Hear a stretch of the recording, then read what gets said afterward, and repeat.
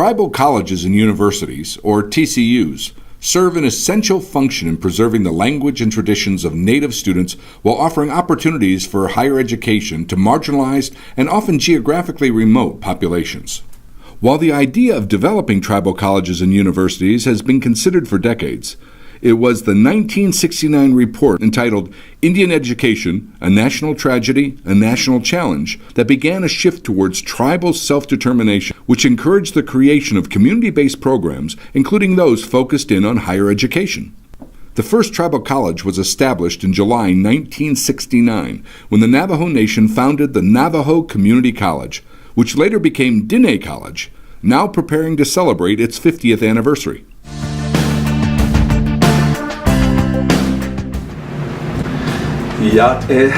This is Russell Begay, Navajo Nation President.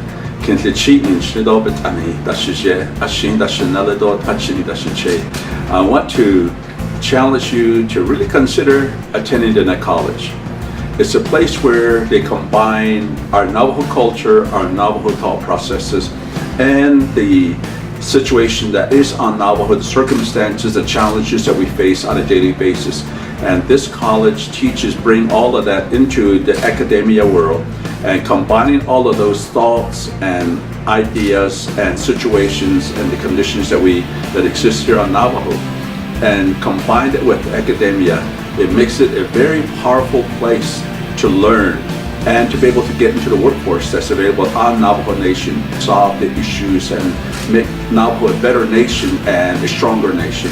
And by you contributing those ideas and thoughts at Diné College as a student, you can also prepare yourself to get into the Navajo workforce, into the Navajo Nation, and make our nation stronger and better than what it is today. This is our college, belongs to our people, and it was the first one established across the nation.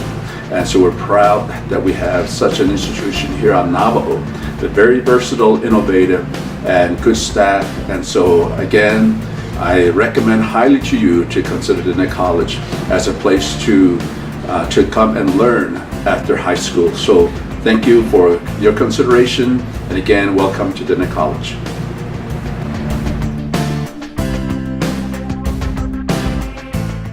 Diné College gained accreditation by the Higher Learning Commission in 1976.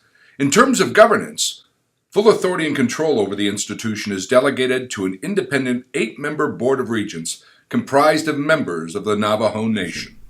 The college president, appointed by and accountable to the Board of Regents, serves as the chief executive officer of the institution. Diné College has 108 full-time faculty and 22 adjuncts to serve 1,396 students, of which 99% are Native Americans. The college has 2 main campuses and several satellite sites in Arizona and New Mexico, and has an annual operating budget of $22,573,684. The basic educational philosophy of tribal colleges and universities utilizes culturally centered curricula that blends native languages and cultures with traditional disciplinary knowledge. TCUs offer culturally rich educational experiences, research and outreach opportunities, and access to new technologies to thousands of Native Americans living in remote and economically challenged tribal communities. While tribal colleges and universities developed out of the self-determination movement of the 1960s, issues related to self-determination continue to be an important topic among tribal colleges, including Diné College. This continued focus on self-determination is seen in the hiring of Dr. Rossell as president of Diné College.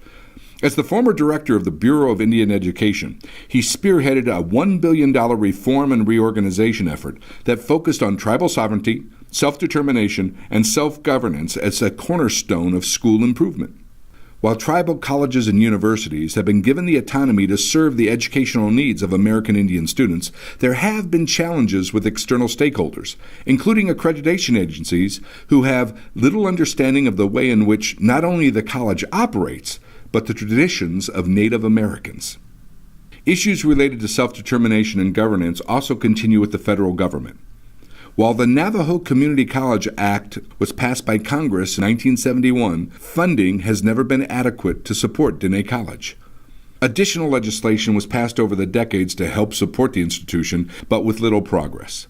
Currently, The Diné College Act of 2016, aimed at ensuring the Navajo Nation and its people can have the right to self-determination, improve the economic and social well-being of the Navajo Nation through higher education, and maintaining and strengthening distinct institutions of higher education that teach Navajo language, culture, traditions, and history, has been languishing in the Senate for almost 2 years. As the pending Diné College Act of 2016 evidences, the tribal colleges and universities remain as the most underfunded institutional type in the country. Because of the unique status of tribal governance as sovereign nations within the United States, the federal government remains the primary source of funding for tribal colleges and universities.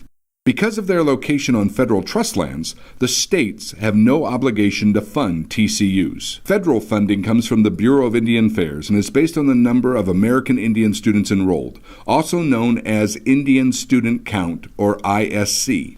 The rate per ISC for the academic year 2016-17 was $7,191 per student. To frame this funding, based on an enrollment of 1,400 students, Diné College would receive less than 50% of its annual budget.